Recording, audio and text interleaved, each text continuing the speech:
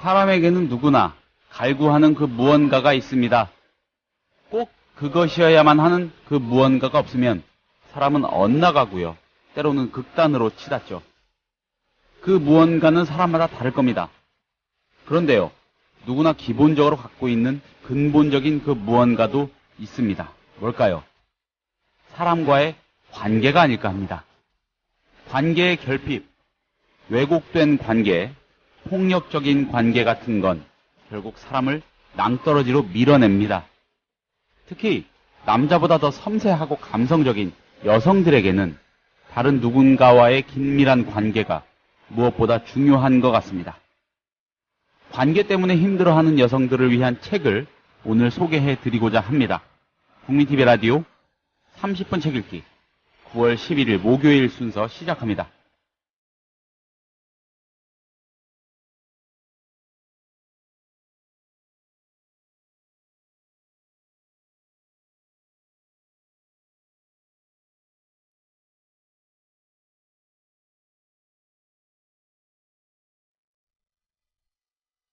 안녕하세요. 국민TV 라디오 30분 책 읽기 김효진 PD입니다. 오늘은 특히 이 여성 청취자들이 주의 깊게 들으셔야 할 것 같습니다. 여성이 여러 사람과 다양한 관계를 맺고 갈등하고 상처를 주고 받고요. 또 그걸 회복해가는 과정에 대한 기록.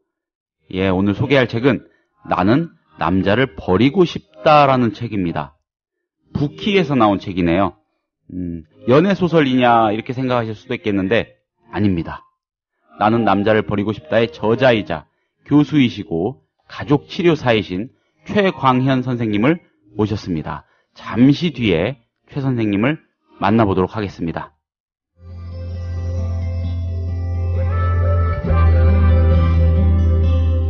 매일 아침 이 책 한 권 국민TV 라디오 30분 책 읽기.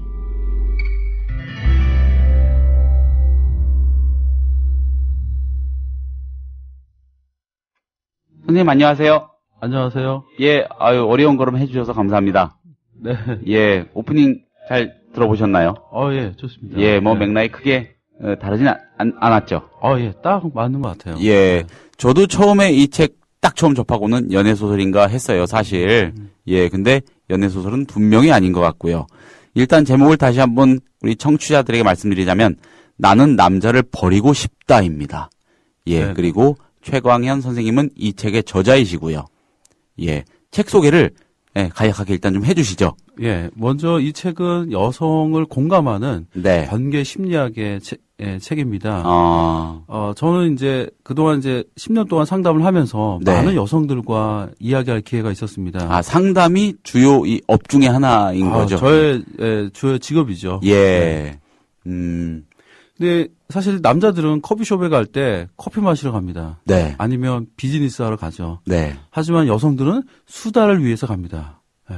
사실 여성들이 가장 행복한 것은 어떤 이벤트라든가 어떤 선물을 받는 것만이 아니라 진짜 삶에서 느끼는 소소한 행복은 재밌는 수다를 나눴을 때입니다. 그 커피숍에서 커피향을 마시면서 정말 신나게 재밌는 수다를 나누고 그리고 공감되고 그런 이런 이야기를 나눌 때 너무 재미있어서 화장실 가는 것도 있고 이야기에 열중하죠. 이때 참 행복함을 느끼게 됩니다. 자, 그런데 이런 그 행복을 주는 수다를 여성들은 사랑하는 남자와 같이 공유하기를 원합니다. 자, 그런데 여기에서 문제가 생기는 거죠. 예를 들어서 남자친구에게 우리 좀 이야기 좀 하자 그러면 남자는 긴장합니다. 뭔가를 또 해야 되나? 뭘 원하지? 라면서 긴장을 하죠. 예를 들어서 직장에서 힘들었던 일들을 남자친구에게 이런 거 이야기하면 잠깐만, 문제가 뭐야? 자네도 자기도 좀 문제가 있네라고 하면서 뭔가 해결하려고 하면서 순간 여자의 마음이 상처를 받게 되어지죠. 여자 정말 원하는 거는 문제 해결이 아니라 단지 소통을 나누는 거죠. 같이 공유하는 거, 그 느낌을. 그렇죠. 같이 이야기를 나누고 그리고 서로 공감대를 형성하는 거. 이게 바로 여성이 갖는 행복이고 삶의 되게 중요한 부분입니다. 그래서 제 책은 이런 삶의 행복을 주는 소통에 대해서 이제 출발을 시작을 합니다. 어떻게 보면 버려야 될 남자들이 있습니다. 그것은 뭐냐면 마초적이고 나쁜 남자이기보다는 도대체 소통이 안 되는, 소통을 하려 하지 않는 그런 남자가 사실은 버려야 될 남성이라고 은유적으로 표현하고 있죠. 그렇군요. 이 여성의 관점에서 쓰셨단 말입니다. 네네. 예, 즉 여성의 관점에서 쓰신 책이고, 되도록 여성들이 많이 읽어주셨으면 하실 것 같아요. 그렇죠. 그 이유가 네. 있으세요? 그 맥락이? 예. 제가 이 여성에 대한 책을 이제 계획을 했을 때, 네. 제 와이프가 그러더라고요. 정말, 다른 여자들 공감하지 말고 나라도 한번 공감해봐. 네. 그 말을 듣는 순간 참 많은 걸 생각했습니다. 네.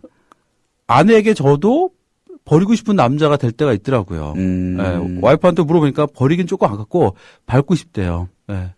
자, 어느 때 버리고 싶은 남자가 되냐면 공감하지 않고 자기의 생각과 관점에만 머물려고 할 때, 소통하지 않는 그런 모습 속에서 답답함을 느낀다고 이야기를 하더라고요. 그래서 그런 모습을 제가 지켜보면서 여성들에게 좀 공감할 수 있는 그런 일종의 위로와 공감을 줄 수 있는 그런 책을 계획하게 됐습니다. 이제 이 말씀의 서문을 여시면서, 서장을 여시면서, 네. 이 소프트 랜딩을 좀 해주신 것 같아요. 여기까지만 들으면은, 연애 지침서? 예, 조금 깊이 있는 연애 지침서 정도인데, 여기서 더 많이 깊이 들어가시지 않습니까? 그렇죠. 실제로 이 책에서는요. 네. 자, 아주 가벼운 예를, 쉬운 예를 들어주신 것 같아요. 커피숍 이야기부터 해가지고, 남녀가 만났을 때 나누는 대화의 결이랄까? 이런 것도 이 사례를 들어주셨는데, 자, 그게 여성들에게 굉장히 심각한 상처가 될 정도로, 그건 중요한 문제란 말입니다. 네네. 예, 그 책에서 다루신 아주 심각하고 진지했던 사례들 중에서, 예, 좀, 청취자들이 꼭 좀, 예, 기억해 두셨으면 좋겠다 하는 거 있으면 소개를 좀 해주시죠. 네. 제 책의 그 꼭지에 보면, 네. 이런 내용이 있습니다. 개 같은 남자보단 네. 늑대 같은 남자. 예. 쉽게 말해서 남자에게는 개가와 늑대가가 있다라고 제 책은 이제 전제를 합니다. 네. 제가 이제 상담했던 한 여성입니다. 네. 이분은 정말 좋은 데를 나오고, 네. 그 사회에서도 성공한 직장인이었습니다. 네. 30대가 되니까 이제 그 결혼에 시달리게 되었죠. 그래서 이제 하지만 이제 30대가 됐을 때 이제 선택의 폭이 많이 줄어들죠. 그동안 너무나 일에 열중했기 때문에 연애할 시간이 별로 없었습니다. 자, 근데 어느 날 한 남자를 만나게 되었는데 사실 자기에 비해서는 스펙도 좀 떨어지고, 네. 예, 그다음에 장래성도 좀 떨어지지만 이 남자가 되게 여자를 배려하고 그런 모습에 마음이 이끌리게 됩니다. 매일 출퇴근을 같이 하게 됩니다. 대단히 그 정서에 감동을 한 거죠. 네. 그러면서 이 여성은 이 사람이 좀 조금 뭔가 스펙이 떨어지긴 하지만 이 사람과 함께하면 내가 사랑받을 수 있겠구나, 배려받을 수 있겠구나라고 생각하고 드디어 결혼을 하게 됩니다. 결혼식을 하고 나서 신혼여행 갔다 올 때 남자가 여자에게 이야기합니다. 그동안 내가 당신에게 엄청난 공을 들였으니까 이제는 당신이 나에게 줄 차례라고 이야기를 합니다. 순간 여성은 당황스럽게 되었죠. 이건 뭐지? 그렇죠. 그렇겠죠. 예. 네. 그런 배려가 평생 갈 줄 알았는데 그 배려는 결혼식으로 종지부가 나고 말았죠. 자, 이런 남성들이 종종 있습니다. 그런 남성을 저는 객과의 남자라고 보는 거죠. 자, 객과와 늑대과의 근본적인 차이점은 뭐냐면 늑대과는 자기 자신을 책임질 줄 아는 사람입니다. 사실 이 늑대들 보면요, 그 한번 짝을 맺으면 그 짝과 평생을 갑니다. 그리고 이 늑대의 특징 중에 하나는 뭐냐면 그 좋은 연장자 수컷으로부터 네. 지도와 그 멘토를 경험했던 그 늑대들이 다음 세의 리더가 됩니다. 남자에게도 마찬가지인 것 같아요. 남자에게도 지긋한 연장자 남자로부터의 그 지도와 멘토의 경험, 그런 경험을 통해서 남자는 가족을 책임질 줄 아는, 그리고 여자와 공감할 수 있는, 소통할 수 있는 남자로 성장하게 되어지죠. 그래서 객과의 남자들이 특징은 바로 뭐냐면 의존성입니다. 부모에게 의존했던 것처럼 이제는 여자에게 의존하려고 하는 그런 모습이란 거죠. 나쁜 남자이기보다는 의존적인 남자인 거죠.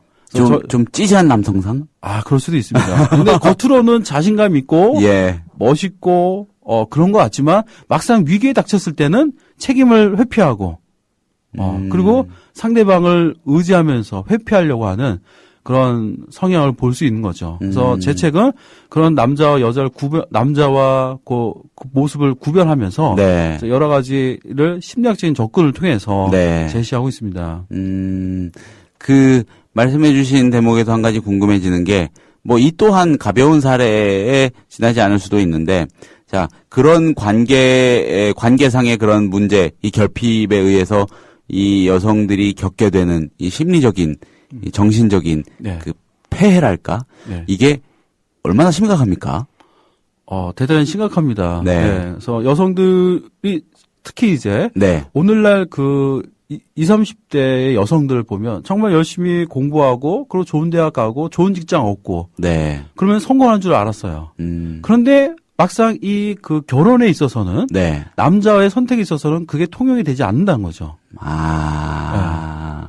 네. 열심히 노력하고 애를 쓰면은 사실 성공했습니다. 그래서 네. 좋은 직장도 얻었고 또 나름대로 좋은 수평을 갖게 됐지만 남녀의 관계에서는 그게 통용되지 않는다는 거죠. 사실 자기보다 더 못한 여성이 훨씬 나은 남자들과 함께 걸어가는 걸 종종 보게 되어집니다. 네. 이때 느끼는 박탈감은 대단히 크다는 거죠. 그래서 이런 부분에 대해서 제 책이 이제 여러 가지 제안을 주고 있죠. 그다음에 특히 이제 제 책에 중요하게 다루는 것이 이겁니다. 바로 일탈이죠. 일탈이요? 예. 예. 사실 저의 주변에서 보면 뭐 하나 부족함이 없는 여성이 있습니다. 예. 결혼도 잘 했습니다. 그리고, 뭐 하나 부족함이 없는 그런 편안한 삶을 살아가는 여성도 있어요. 근데 막상 본인들에게는 행복하지 않은 거예요. 남들에게 이 이야기를 하면 배불렀다라고 이야기를 하죠. 모자란 것도 없는데 뭐가 이렇게 행복하지 않냐라고 합니다. 하지만 본인이 행복하지 않은 거죠. 그 이유는 뭐냐면 어린 시절부터 지금까지 사실 착한 아이로 살았어야 돼요.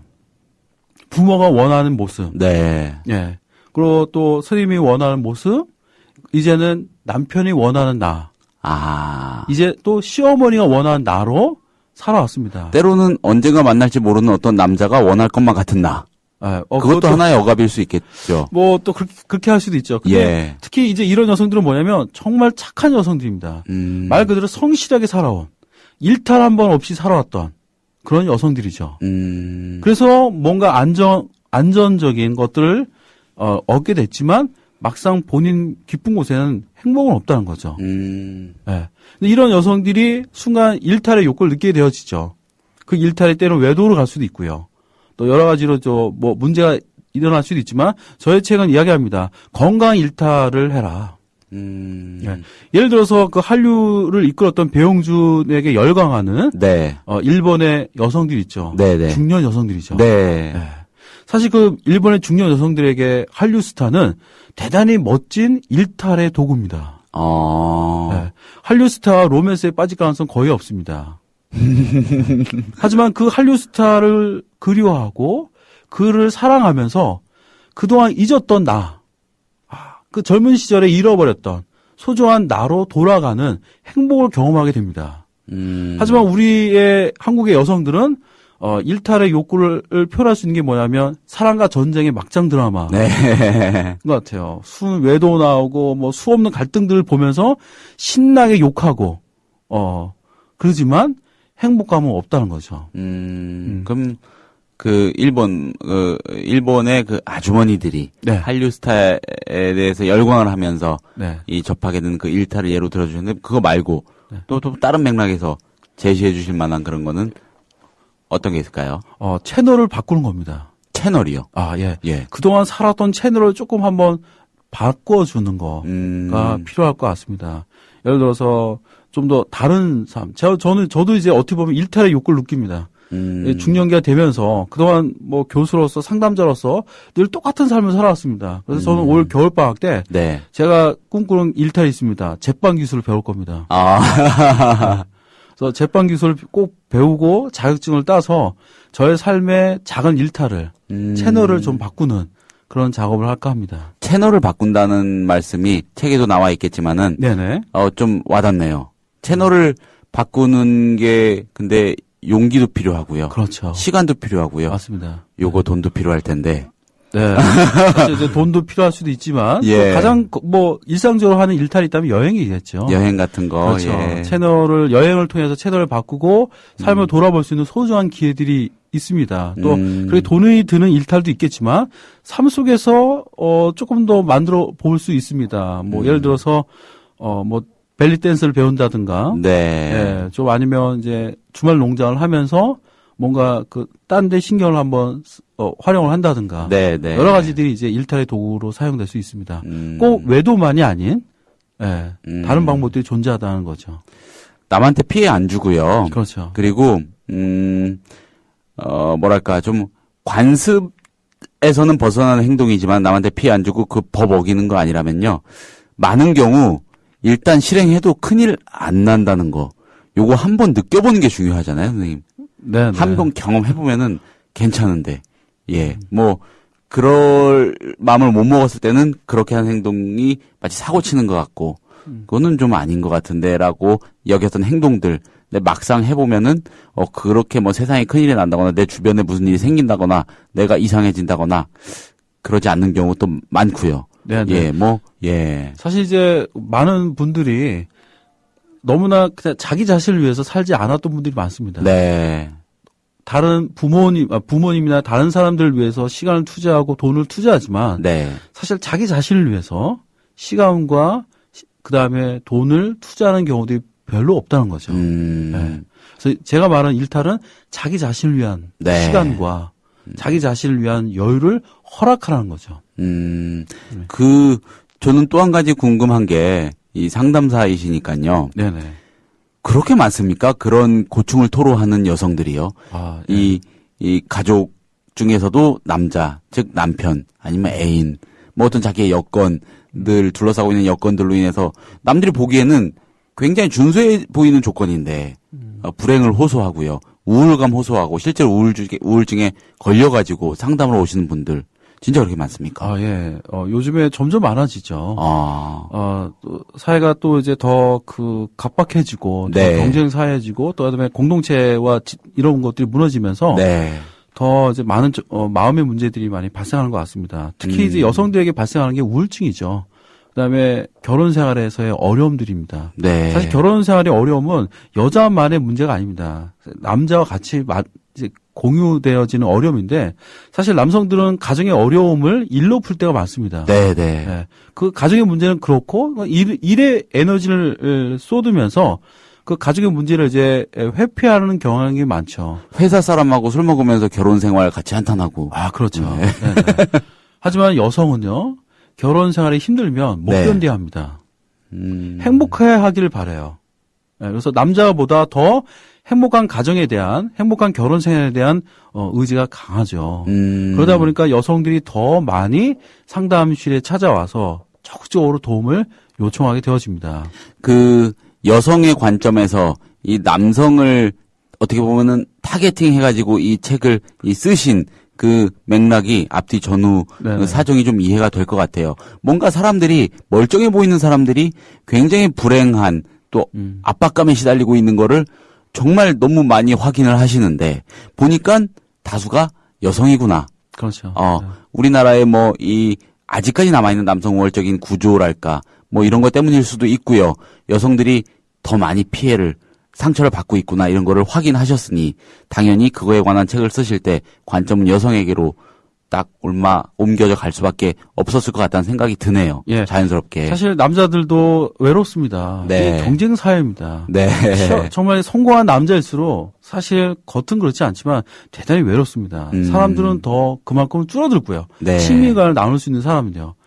근데 그런 정서적인 외로움과 힘듦을 남자는 다른 것으로 풀죠. 예를 들어서 회식이라든가 술자리라든가 다른 걸 통해서 그걸 이제 풀려고 합니다. 하지만 여성은 그 스트레스를 어떻게 풀려고 하냐면 대화를 통해서 풀려고 하죠. 사실 상담은 대화거든요. 예. 저에게 오는 많은 분들은 사실은 대화가 필요한 분들입니다. 남편과 같이 대화만 할 수 있었다면, 친밀한 사람들과 같이 마음 깊은 이야기를 나눌 수 있었다면 저에게 오지 않았을 분들이 많이 있죠. 그렇군요. 또 한 가지 드는 생각은 어떤 의미에서 남자, 선생님 책에서 이 설정된 남자, 남성이라는 거는 뭐 생물학적인 남성 그 자체를 얘기하는 걸 수도 있겠고요.